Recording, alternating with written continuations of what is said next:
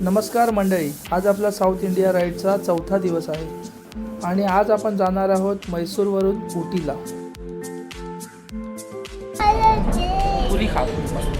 फॉरेस्टची entry चालू होते बांडीपूर.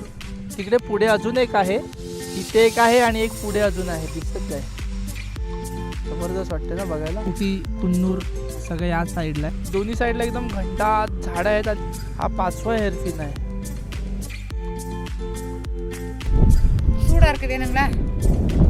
इथला व्ह्यू आहे.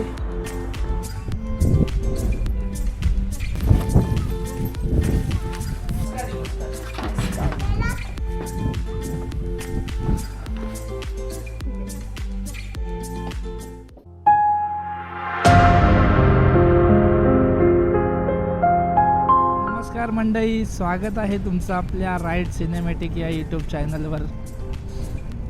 आज आपल्या साऊथ इंडिया राईडचा चौथा दिवस आहे. काल आपण म्हैसूरला आलो होतो आणि आज आपण म्हैसूरवरून उटीला चाललो आहे.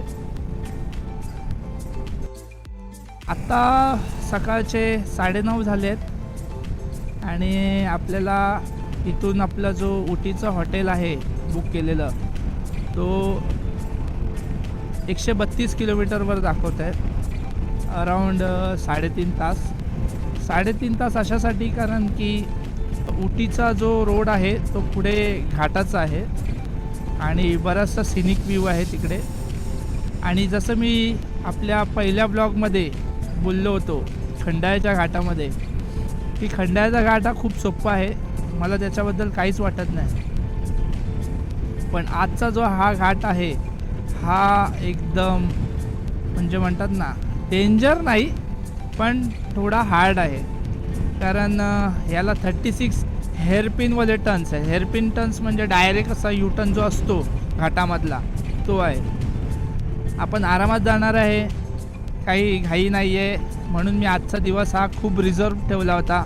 दुसऱ्या दिवशी जो मी 550-600 किलोमीटरची जी राईड खेचली ती ह्याच कारणामुळे घेतली होती की मी आजच्या दिवशी आरामात निघेन, आरामात जाईन, आरामात पोचेन.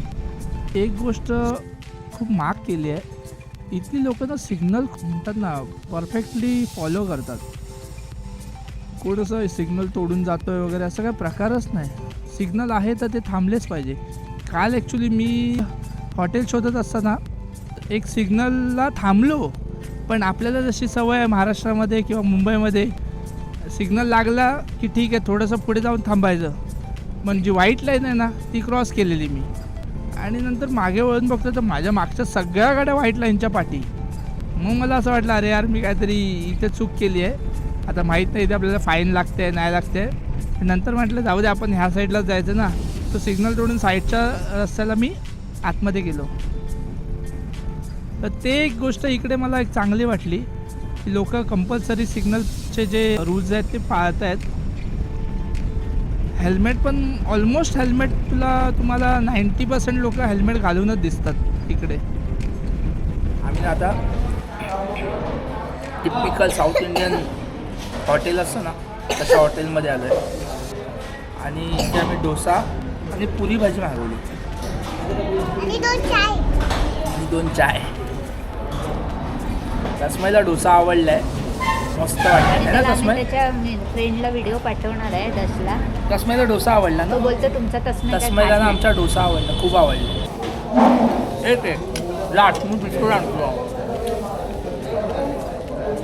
बिस्कुट आणू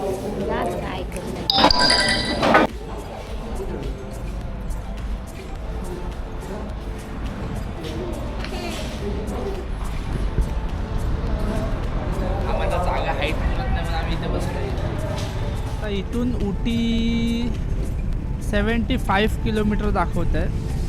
तुम्ही ऑब्झर्व करतो आहे नॉर्मल बाईक्स आहेत, पण जर एखादी चांगली किंवा भारीतली बाईक बघायला गेलो ना तर जास्त करून एक्सपल्सच दिसत आहेत मला सगळ्यांकडे. म्हणजे जे यंग जनरेशनमधली जी लोकं दिसत आहेत, फुलं दिसत आहेत, मोस्टली सगळ्यांकडे ना एक्सपल्सच आहे. गाडीचा स्पीड आपल्याला थोडं लाईटली कमीच ठेवावं लागणार आहे, बिकॉज इथे मधीच गाई म्हशी हरणं मोर वगैरे हे असे सगळे प्राणी मध्ये येत असतात. तर ते थोडंसं त्या गोष्टींची काळजी घेऊनच गाडी चालवायला लागणार. इथून तुमचं फॉरेस्टची एंट्री चालू होते बांडीपूर. आणि मे बी इथे मला वाटत नाही बाईकला तिकीट असेल. तिकीट असेल.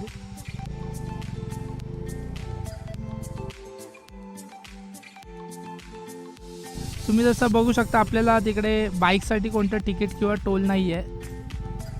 कारसाठी मे बी तिकडे हे चार्जेस आहेत. आपण इथे बाईक थांबवू शकत नाही असं तिथे एंट्रीला लिहिलेलं होतं. काय हो हो हो हो हो. आणि तस्माईला फर्स्ट डिअर दिसलेली आहे. एंट्री करताच त्याला डिअर दिसलेली आहे. तर आपण आता स्लोली जाऊया. आपण थोडं स्लोली जाऊया म्हणजे आपल्याला अजून बरेचसे बघायला मिळतील. इथे भर रस्त्यात हे बघा इकडे हरण दिसते. डिअर दिसतात इथे.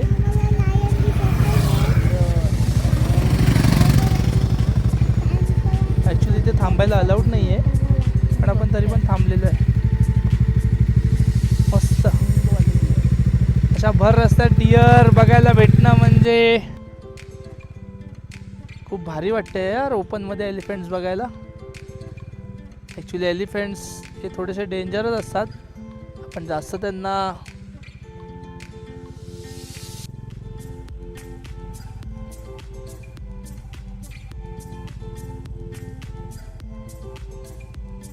भारी वाटतंय ना.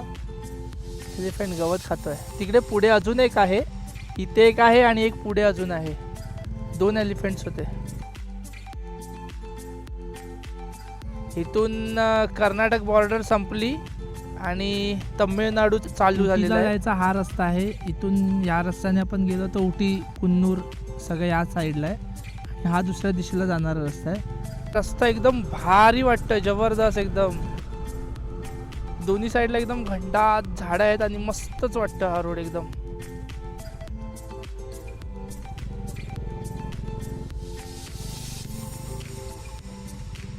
आता हा 19वा हेअरपिन टर्न आहे.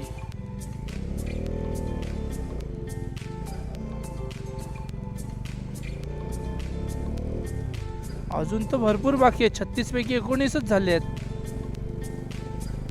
ॲक्च्युली आता थोडंसं प्रॉब्लेम झाला. माझ्या पुढे जी SUV चालली आहे ना तो थांबला आणि त्यामुळे मला पण थांबावं लागलं. सो मला असं वाटतं की त्याच्या मागे राहणं काही योग्य नाही. त्याला थोडं जाऊ दे पुढे. कारण की तो थांबला कारण त्याच्या समोरून गाडी आली आणि एकदा एक्झॅक्ट हेअरपेनवरतीच आली.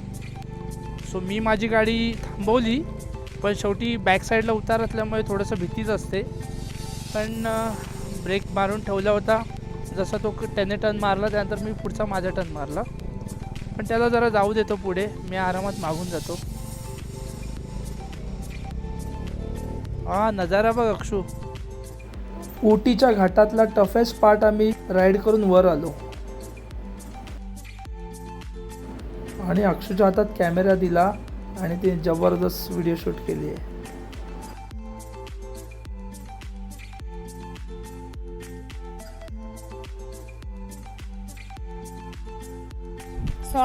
सोलो उसको सोलो बोल. सोलो सोलो सोलो சூடாக இருக்குது வேணுங்களா?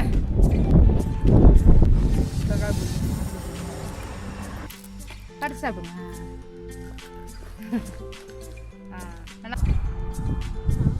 आणि इथलं वातावरण एकदम थंडगार आहे.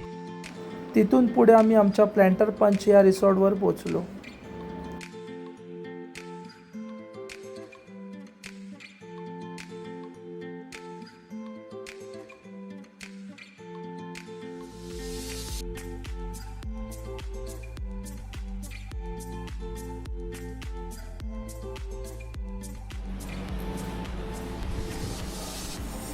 प्लॅन्टर पंच आमच्या हॉटेलला पोचलो आहे आम्ही.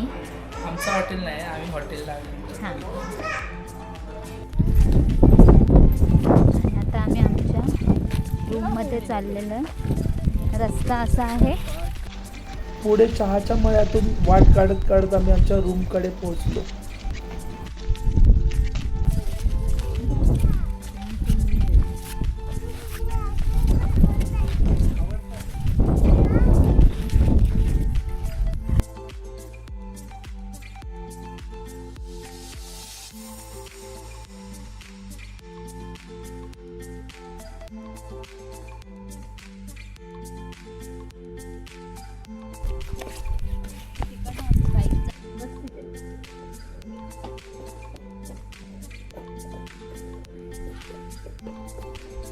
आणि आमच्या रूममधून नजारा काहीसा असा दिसत होता.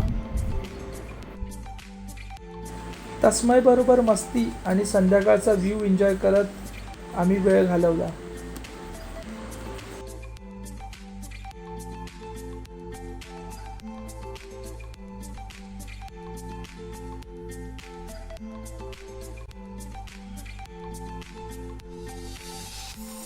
आजचा हा ब्लॉग इथेच एंड होतो आहे. आज आम्ही खूप एन्जॉय केलं, तस्मयने पण खूप एन्जॉय केलं आणि घाट खूप भारी होता, सिनिक होता आणि आम्ही आमच्या हॉटेलला पोहोचलो. तिथला व्ह्यू पण खूप छान आहे. सो तुम्हाला आमचे ब्लॉग कसे वाटतात हे नक्की कळवा. आवडले तर लाईक करा, शेअर करा आणि सबस्क्राईब करा. आता जेवायला जायचं आहे. चॉकलेट स्टिक नाही, आता जेवायला जायचं आहे. சாப்பிட்றது சாப்பிட்றதுக்கு தாங்க எனக்கு வேறு எதுவும் புரியல தமிழ்